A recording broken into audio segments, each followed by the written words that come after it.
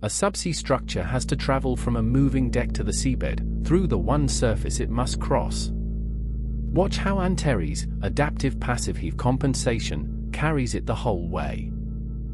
For the pick, ANTARES locks, rod and body move as one solid link, the gas spring carrying no stroke.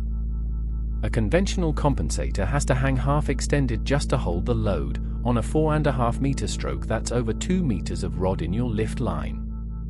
Lock it, and you get that height back before the lift begins.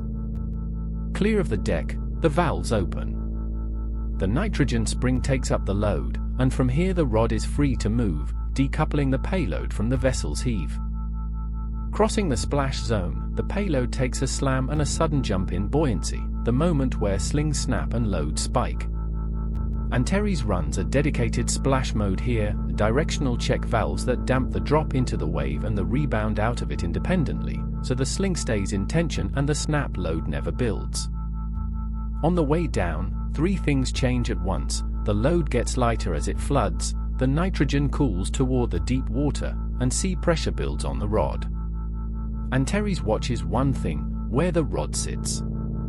It trims the gas charge to keep it centered, slowly, riding out each wave instead of fighting it, so all 3 are compensated automatically.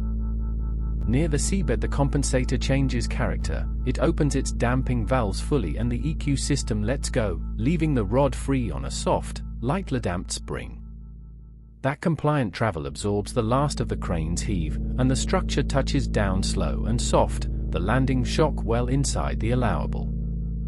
Deck to seabed, on one system, 150-ton manifold set down at 0.11 meters per second, every criterion met. ANTARES.